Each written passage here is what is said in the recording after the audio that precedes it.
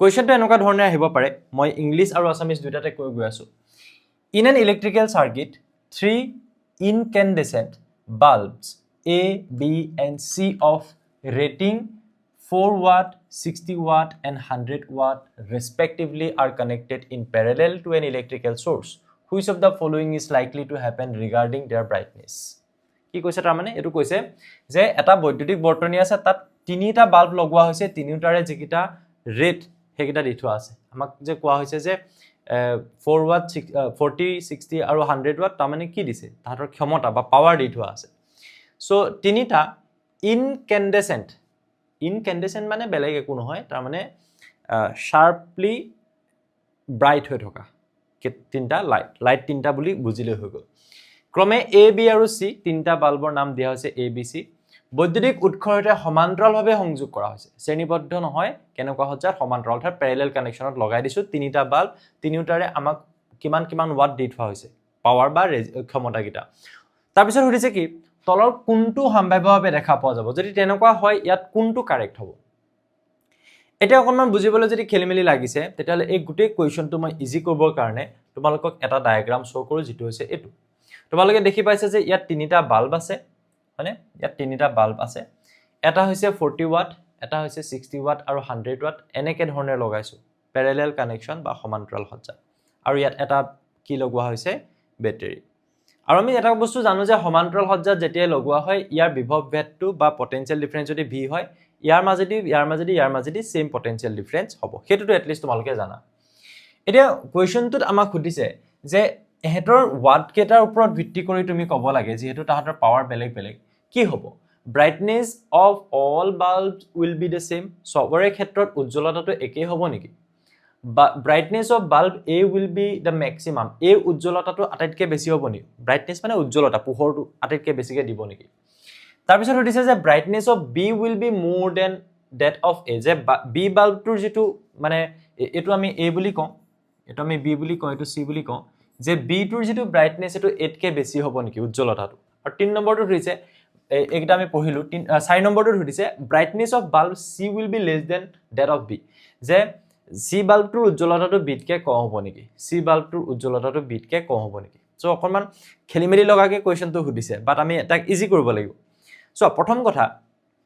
তিনিটা বাল্বে যেহেতু আমি একদম একো অংকজংক নকৰাকে ডাইৰেক্টলি আমি আনসাৰ দিব পাৰো সবা দেই মই কৰিও দেখাম বাৰু কেনেকে হল তিনিটা বাল্বৰ ক্ষেত্ৰত যেতিয়া আমি কৈছো যে প্ৰতিটোৱে সমান পটেনশিয়াল ডিফাৰেন্সে পাই আছে বা বিভৱ ভেদ একেটা উৎসৰ লগত যেহেতু সংযোগ কৰা হৈছে তাত তোমালোকে চাবাচোন বজাৰৰ পৰা কিনি আনোতে বাল্বটো যেতিয়া বেছি পোহৰ আমাক প্ৰয়োজন হয় আমি বেছি ওয়াটৰ বাল্ব এটা কিনি আনো সো অফ কোৰ্স তোমালোকে দেখিছা বেছি ওয়াটৰ বাল্ব বা বেছি ক্ষমতাৰ বাল্ব হৈছে 100 ওয়াট 100 ওয়াটৰ বাল্বটো অলৰেডি তোমালোকে জানা যে হি কি কৰিব বেছিকে আমাক উজ্জ্বলতা দিব মানে বহুত এৰ বস্তু জানাই একদম নৰমাল কেস মানে প্ৰ্যাকটিক্যাল কেস আৰু যে আমি যদি বজাৰৰ পৰা বাল্ব এটা কিনি আনিছো আমি বেছি পোহৰৰ প্ৰয়োজন হলে আমি বেছি ওয়াটৰ বাল্ব এটা কিনি আনোৱে যদি 100 ওয়াট হয় তেতিয়াহলে অফ কোৰ্স ইয়াত সি ৰ যেটো উজ্জ্বলতা হেতু আটাইতকৈ বেছি হ'ব তাতকে কম হ'ব বি আৰু তাতকে কম হ'ব এ ৰ উজ্জ্বলতা হেতুটো গমে পাইছা কিয়নো তাহাতক আমি একেটা উৎসৰ লগত লগাইছো এটো কিন্তু ইম্পৰ্টেন্ট যদি বেলেগ উৎসৰ লগত লগালা হেতেন তেতিয়া হলে হয়তো ক্ষমতা বেছি বা কম হলেও সেই উৎসটোৰ ওপৰত ডিপেন্ড কৰিলে হেতেন কিন্তু যেটো একেটা উৎস গতিকে ইয়াৰ পৰা আমি বিন্দাস আনসাৰটো দিয়ে দিব পাৰো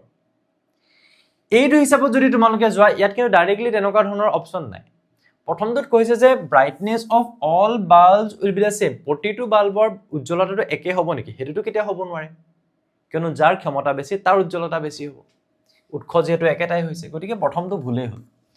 brightness of bulb A will be maximum কি বুলি কৈছে যে A বাল্বটোৰ উজ্জ্বলতা আটাইতকৈ বেছি হ'ব যাৰ ক্ষমতা আটাইতকৈ কম কি আকৌ কেনেকৈ বেছি পাৱাৰটো আটাইতকৈ কম সো তাৰ উজ্জ্বলতা আটাইতকৈ কমহে হ'ব এটো হ'ব নোৱাৰে C brightness of bulb B will be more than that of A যে B ৰ উজ্জ্বলতাটো 8 কাটকে বেছি হ'ব বুলি কৈছে 8 কে হয় নেকি হয় 8 কে B বেছি হ'ব এটো বনাই লবা এটো বনাইলে গম পাবা বা তুমি ইয়াত চালেও গম পাবা যে 8 কে কি হ'ব B ৰ বেছি হ'ব কিয়নো A 40 B কিন্তু 60 ওয়াট পাৱাৰটো বেছি yes এটো কাৰেক্ট হ'ব পাৰে D টো কি কৈছে চাই ল brightness of bulb C will be less than that of B C বাল্বটোৰ যেটো brightness হেতু কাটকে কম হ'ব B তকে কম হ'ব বুলি কৈছে সো B তকে কম হ'ব নেকি ইয়াৰ না হ'ব নোৱাৰে ইয়াৰ যদি পাৱাৰ বেছি ইয়াতকেতো ইয়াৰ বেছি হ'ব আৰু ইয়াতো যদি তুমি চোৱা যে চিৰ বিটকেও বেছিহে হৈছে আটাইতকৈ বেছি গতিকে এইটো শুদ্ধ অপশ্যন নহয় গতিকে আমি গম পালোঁ যে চি অপশ্যনটো ইয়াত কাৰেক্ট অপশ্যন হ'ব okay this is so' practical but তুমি যদি এই বস্তুটো প্ৰুভ কৰিব যোৱা তুমি কেনেকৈ কৰিবা চোৱাচোন এই যে বস্তুটো মই যিটো কৈছোঁ যে চিৰ বেছি হ'ব কাতকৈ বিতকৈ আৰু বিৰ বেছি হ'ব কাতকৈ এইতকৈ এই বস্তুটো তুমি আৰু এটা প্ৰচেছত গৈ উলিয়াব পাৰা তুমি এটা বস্তু জানা নেকি যে ক্ষমতা P is equals to power I into V হয়নে বাৰু আকৌ তোমালোকে এটা বস্তু জানা নেকি যে V is equals to IR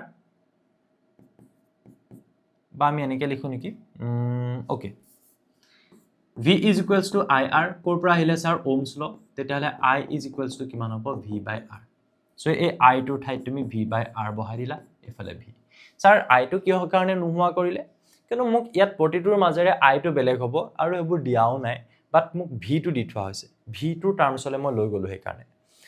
তাৰপিছত ইয়াত V into V V square হ'ল আৰু তলত কি থাকিলে আৰ গতিকে আমি এটা ফৰ্মুলা পালোঁ নেকি বাৰু যে P is equals to V square by R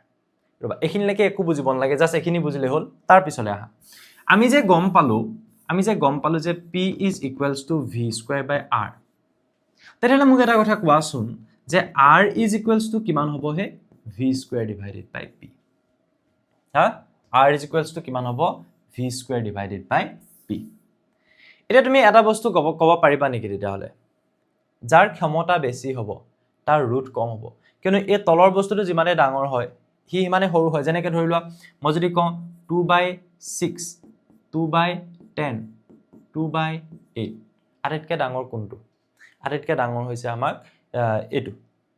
যিহেতু তলত 6 আছে 2/6 2/10টো আটাইতকৈ সৰু হ'ব হয়নে তলৰ সংখ্যাটো যিমানে ডাঙৰ হয় যিহে মানে যাক আমি কি বুলি কওঁ হৰটো হয়নে চ' সি যিমানে ডাঙৰ হ'ব সিমানে আল্টিমেটলি ৰেচিঅ'টো বা অনুপাতটো কি হ'ব সৰু হ'ব চ' ইয়াত পাৱাৰ যিমান বেছি হ'ব ৰেজিষ্টেঞ্চ সিমানে কম হ'ব ই যদি বেছি হয় ই কি হ'ব কম হ'ব ৰেজিষ্টেঞ্চ বা ৰুটটোৰ কাম হ'ল বাধা দিয়া চ' ইয়াত যদি তুমি ভাবা যে বাল্বটোৱে বাধা দিছে মানে তাৰ মাজেদি বেছি প্ৰবাহ যাব নোৱাৰিব কাৰেণ্ট আৰু তেতিয়া সি কমকৈ গ্লো হ'ব কমকৈ তাৰ ব্ৰাইটনেছ থাকিব উজ্জ্বলতা তো ইয়াৰ ক্ষেত্ৰত তুমি যদি চোৱা যাৰ পাৱাৰ আটাইতকৈ বেছি তাৰ মানে ৰেজিষ্টেঞ্চ আটাইতকৈ কম বাধাটো আটাইতকৈ কম ৰুটটো পাৱাৰ আটাইতকৈ বেছি ইয়াৰ চ' তাৰ মাজেদি যেতিয়া কাৰেণ্টটো ফ্ল' হ'ব বিচাৰিব তাৰ ৰেজিষ্টেঞ্চটো আটাইতকৈ কম হ'ব য়েছ আটাইতকৈ বেছি কাৰেণ্ট তাৰ মাজেদি পাৰ হৈ যাব গতিকে আমি কি বুলি ক'ম যে ইয়াৰ উজ্জ্বলতা আটাইতকৈ বেছি হ'ব লজিকেল হয়নে তুমি যদি এইটোৰ কথা চোৱা ইয়াত যদি চোৱা তুমি তাৰ ক্ষেত্ৰত পাৱাৰটো কি আটাইতকৈ কম পাৱাৰ চ' পাৱাৰটো যদি কম হয় ৰেজিষ্টেঞ্চ আকৌ কি হ'ব বেছি হ'ব এই তলৰ ভেলুটো যদি কম হয় আল্টিমেটলি 2/6টো ডাঙৰ নহ'ব জানো এই বাকীকেইটাতকৈ গতিকে আমি কি বুলি ক'ম যে যদি পাৱাৰটো আকৌ কম হয় তেতিয়াহ'লে ৰেজিষ্টেঞ্চটো বেছি হয় ইয়াৰ পাৱাৰ কম বাধা বা ৰুটটো বেছি হয় ৰেজিষ্টেঞ্চ গতিকে কম বিদ্যুৎ প্ৰবাহ বা কাৰেণ্ট ইয়াৰ মাজেদি যাব চ' তাৰ ব্ৰাইটনেছটো কম হ'ব সেইটো হিচাপতো আমি বুজিব পাৰোঁ উইথ দ্য হেল্প অফ ওহমছ ল গতিকে এইটো এটা খুব ধুনীয়া লজিকেল আৰু এটা কনচেপচুৱেল কুৱেশ্যন আছে